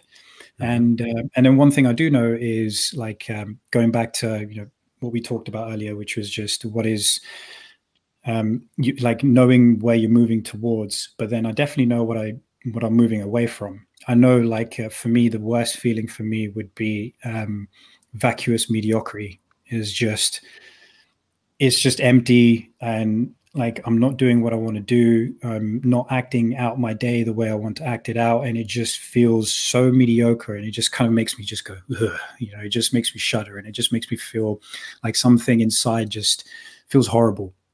And so I call it like a vacuous mediocrity, because there's just it's just this weird state of emptiness, and I just know that I don't want that. And so my values are in line with moving me away from that, which also will move me towards what I broadly envision, but I'm fleshing out that vision in more detail. And that's only something that's come to me in recent times, which is like kind of like basically take your future a little bit more seriously, because you've been lucky that you found something that you're passionate about, and that you feel fulfilled by, and that you can just keep going off of that. But then it's like, actually, I need to plan that out a little bit better now as well, because otherwise it's just it's a bit more haphazard. And I'm at the stage now where I'm like, no, I need to make this a bit more precise. I need to make this something that I feel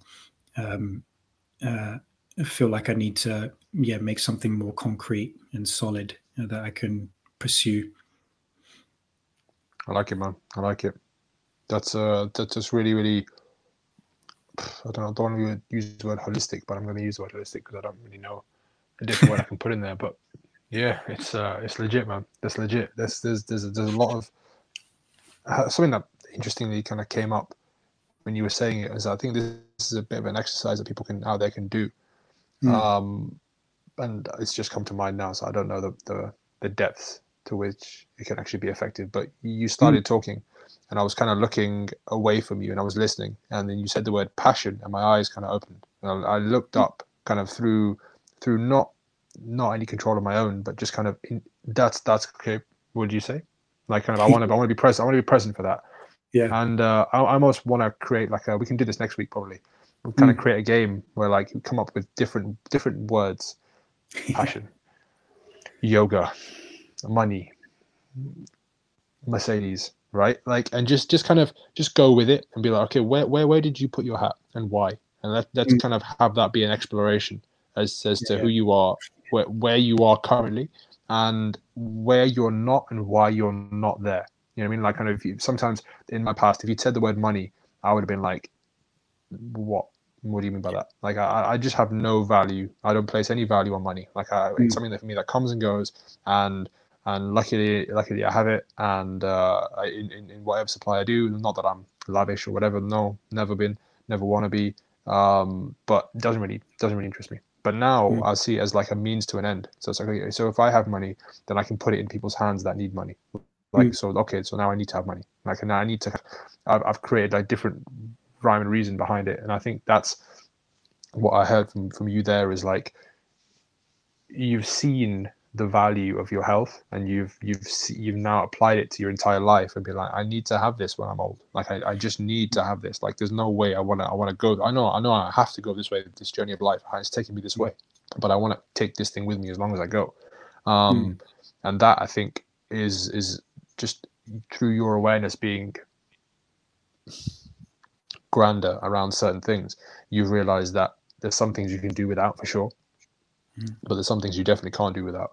And those things are, you have to figure out a way of getting deeper into bed with those things, right? Like, because they need to accompany you the whole way through.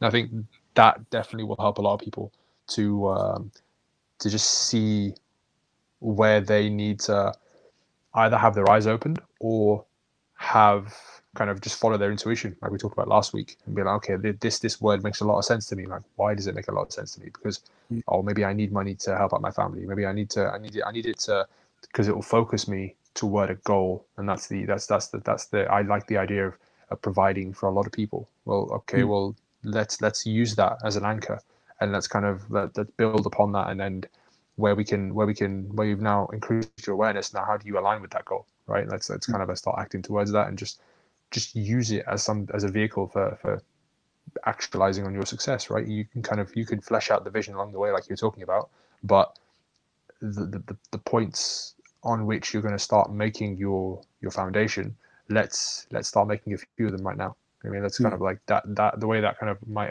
eyes kind of perked up when you said the word passion. But it's not happenstance, right? Like that's me. That's in me. Like, I have to feel that. Like you talk about all the time, being a hype man. It's like, I love that. Like, being a hype man is even when you say the word, look at your face just light up, right? Yeah. Like, that's a thing, right? That's a thing. Like, I need that in my life. I need that kind of. It's us, right? And I think a lot of people need to know that for themselves, for sure, for sure. Yeah, it's like yeah, that's a good way of putting it as well. Like, find those buzzwords. Is like, what makes you sit up and notice? He's like, oh, maybe that's the thing that you need to be involved in. Maybe that's something that you need to explore a little bit more of. It could be anything. Yeah, there's certainly those things. And then yeah, it's like, I mean, I think growing up as well is like same, like, yeah, interesting. Same thing with money as well. It's just like it's like a dirty word, and on some level, it's always played on my mind without me really realizing it. And so it was almost like hiding behind the idea that I don't really care about it, when really. So, like, I mean, for a lot of us, is like, I suppose, like, success will end up looking like, not as indirectly, is that you'll end up having more money with it, and then you got to have a certain relationship with money for it to be something that facilitates all the things that you want in your life. And yeah, and then, like, I can imagine, like, there's, like, starting to build that wealth can almost maybe make you feel guilty as well, because it's like, all right, I know I've earned this, but there's plenty of people without, and I feel like, I've achieved, like, I've acquired wealth which didn't think I could have, and but there's still plenty of people. Is it, like, have I done it, and am I worthy of it? That could be another thing. And also looking at other people's circumstances and thinking, what, I have enough, I have more than enough, and, like, there's other people who don't have enough, and that can make you feel guilty. And then it's like, but the thing basically, what I'm getting to is, like, money is completely neutral. It's not good, it's not evil, it's just what you do with it. And so we kind of, exactly, perspective. We kind of get caught up in the narrative that is, like, money is the root of all evil, all these bankers are wankers, and all that kind of stuff. And it's like, it's not. It's just not. It's the thing that facilitates your life. The way you want to live it. So over time, it's like, I've learned that I need to change my relationship with money. So whatever, like, your version of success ends up looking like, you might have to change your relationship with a few of those factors that require you to be successful. So another thing that, for example, I'm changing my relationship with is like hard work. So when it comes to money, is like, I need to change my relationship with that, because if I want to be successful, I think, as a function of me doing the things I want to do and living in alignment, I will become more financially independent. And so and it's not through just chasing money. This is through me chasing the things that I'm good at and the things I like to do and want to do, and like serving people, and therefore I will likely, and I hope to, and I envision it, get a certain level of financial success from that as well. And so I will need to change my relationship with money as a result of that. And I need to start doing that at least now, if I hadn't started working on that already. Because if I start to acquire it and I start to feel bad about it, I don't feel worthy for it. It's like, that's going to create its own other set of issues. It's a crazy thing to think about, where people always say, if you have money, you can't possibly have any worries. It's like, well, yeah, you can. There's every stage of life. There's a different worry, or there's a different adversary that comes up. There's a different thing a challenge that you need to tackle. And like the mindset, a part of it is mindset is a big part of how what money can do for you. And then so instead of it being something like that, is another one for me is like my relationship with hard work. If you want to be successful at anything, you got to work hard at it. But because of stuff we've touched upon in the past, where we're talking about fixed mindset versus growth mindset, kind of being told as a kid, like, you're smart, as opposed to you're somebody who worked hard, or you've done all these things to achieve a certain level of success. It's almost like you feel like it's just been gifted upon you, and it's like, that's the difficult thing when it's been drilled into you as a kid. Is a difficult thing to come away from, because the moment you have to graft for something, you're like, oh shit, I didn't just get gifted this. I didn't just get afforded this. I actually have to work at it. And then that feels like a grind. And then that feels like a ball ache, and you don't want to do it. And, but the things I know about goal setting and how it's a part of our nature to have something to aim at, all those things have helped me to change my relationship with working hard. So if I, see the value in working hard, I will get to where I want to be. I'm making it more likely, rather, that I'm going to be successful in the way I want to be successful. So it's when you have something that you're striving to be successful with, you're probably going to have to change some of like relationships you have with that endeavor. Totally agree, man. Totally agree. There's so many things you said there that I could kind of riff off of, but I think it's a good place to open it up to other people out there. Like, if you write in with your own version of success, and where you've had a vision of a certain thing that you think, okay, the rest of the world seems to deem this as a success, but I definitely don't. It'd be really interesting to hear about that. I think that's a cool place to leave that one with our people out there in the world, wherever you are. It could be so diverse. It's so diverse, right? To kind of think, okay, what's success for somebody who lives in Kenya? You know what I mean? Like, what is success? Is success actually just kind of making it through a couple of weeks? Like, is that success, or is success actually kind of making an empire for yourself, or actualizing on this podcast, this kind of journey that we're on? It's really interesting. It's really, really interesting. So yeah, that's kind of my pledge to whoever's listening. Like, write in. I think you'll post this on Instagram. You'll post this Facebook. Yeah, give us your vision. Give us your opinion. Exactly. What's your version of success? Yeah, man. Yeah. Should we get into some questions? Yeah, that's it. It's a good place to go into some questions. So the one we must answer. Who's this one coming from? The inspiration one. It was from somebody you said. Oh, Simon, I think. Simon. This is my main man. This is one of my mentors, one of my early mentors from UP. So yeah, what a legend, man. Basically, right? You have to tell him he's one of your inspirations, otherwise he's not going to be happy. 100%. He knows. He's a sweetheart. He's a good guy. Okay, well, the question is, like, who are your big inspirations? And that's coming from Simon. I think, linking it back to that last question, like, what is our version of success? Anybody is an inspiration.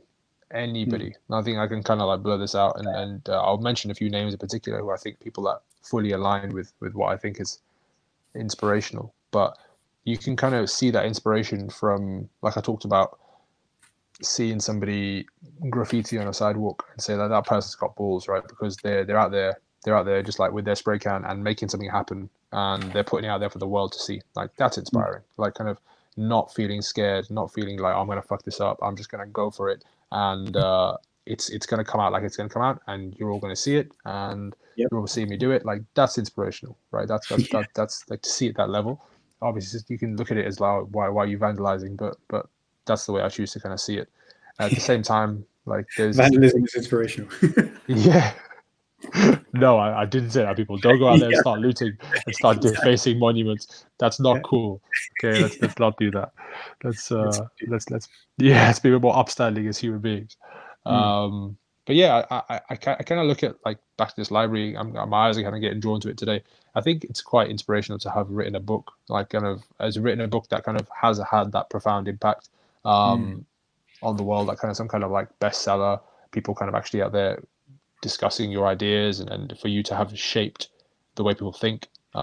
That's huge, man. That's properly huge. I think I would like to be counted in that same bracket one day. Just kind of give your exactly. ideas up and kind of see how people react to them. So that's very inspirational. From a physical like kind of training aspect, from a fighting aspect, I think there's the obvious Muhammad Ali, like kind of somebody who out there who's like kind of fully actualizing on himself on all fronts, like firing on all cylinders, talking the game, walking the game, just being about it. You know what I mean? Like that's somebody that I think when you see that kind of human being, you see what you're actually seeing is full alignment. Like this person's not in any way shying down from who they are. And like some ways you look at Mike Tyson and you see the same thing. Like people kind of class those two people and they say like, well, who would win in a fight?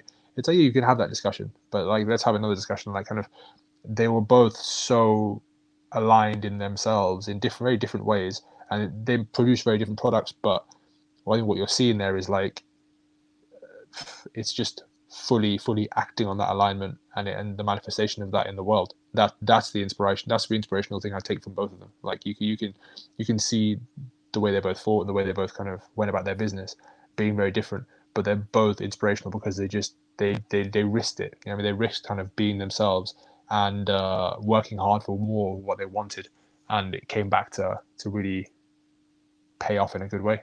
I think they both lived rich lives as a consequence. And then you can just take it back home again, like kind of inspiration in terms of parents and how you see the role that they've played in your life, and you see the role that they've had, the road that they've had to overcome. That's massively inspirational. So yeah, I think I'm gonna give that my answer as like everybody and anybody. I think you've just got to know them and see the subtext behind who they are and what they're doing. And then obviously there is some people that stand out, but I think the reason they stand out is because they are fully in alignment. And I think those people are kind of like, yeah, I liken it back to like Super Saiyans, right? They're the ones that kind of fully went in, and they come out the other side like with this glowing aura about them. And then that glowing aura is really just them fully actualizing on who they want to be in the world. That's inspirational. Yeah, man. Big time. I love for sure, it. man, for sure. If you ask me that same question, it's just that's exactly what I was going to say. I was like, I find inspiration everywhere, man. Love it. It's you just love it, man.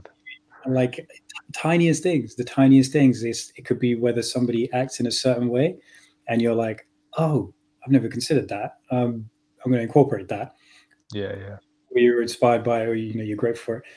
And then it could be the other way. Somebody acts in a way that you don't like, and you're like, "Oh, that was obvious that I don't like that. I'm not going to do that. So I'm inspired to not do that." Right? Fuck yeah. That's I think There's in like the tiniest things, in like in the smallest ways. I find that kind of inspiration. And then same thing as you, is like taking it home is over recent times. A lot more is just like fully appreciating my mom and dad for who they are and what they've done, and what they've done for me and my bro. And take a lot of inspiration from that as well, because there's they just kind of laid things out in a way which, like, it was never explained, it was just done. So just leading by example, basically.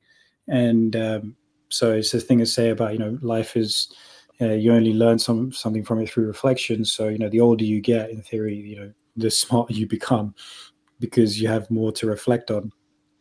and then I'm better able to see life through their eyes, and just like, come to like appreciate the challenges they've been through.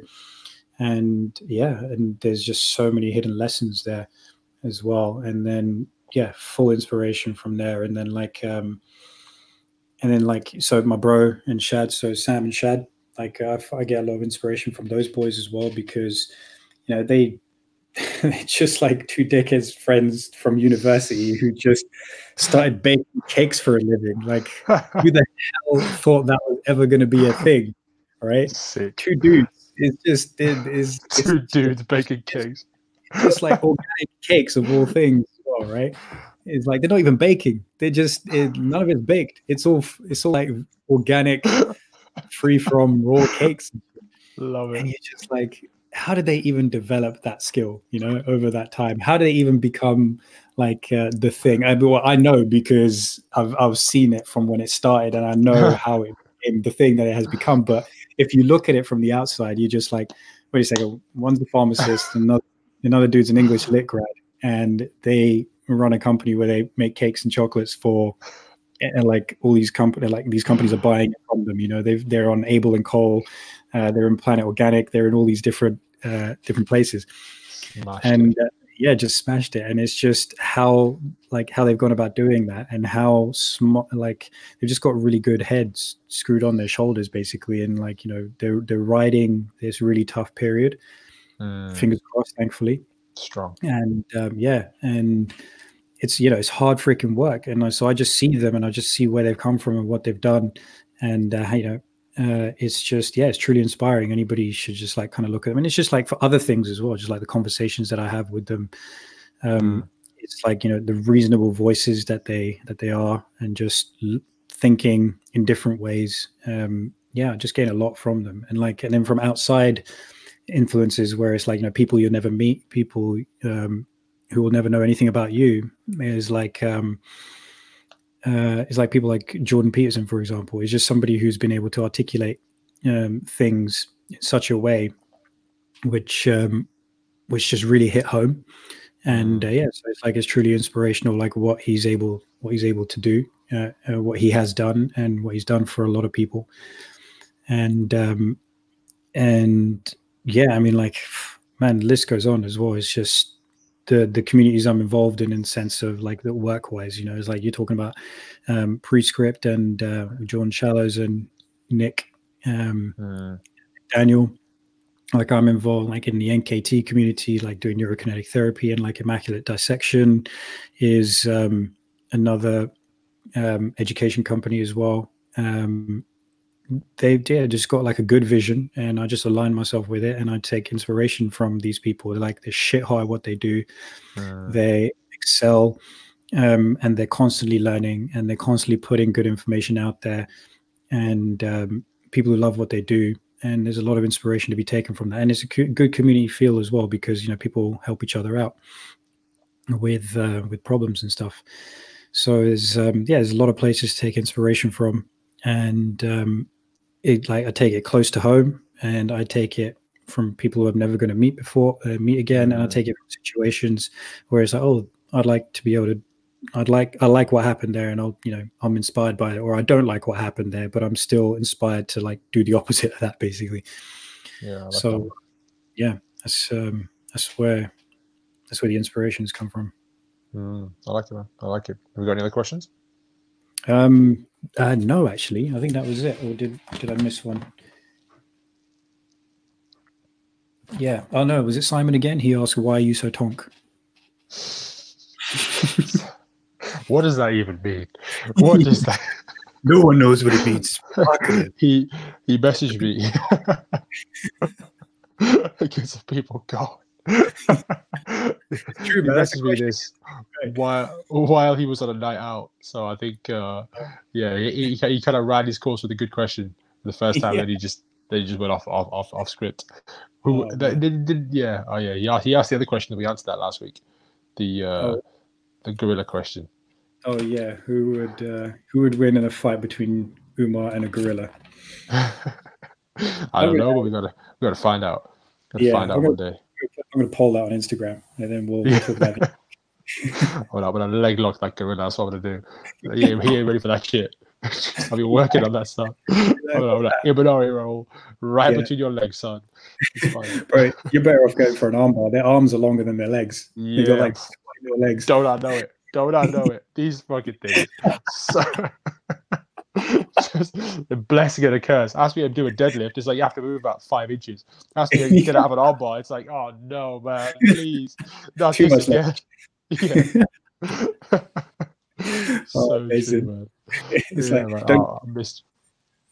Go on. I missed Jits, man. I missed Jits so much. Oh god, watched the UFC yesterday with Sam. It's called the main event, and it was Sterling did the back take and choke as well, watching some takedowns and stuff.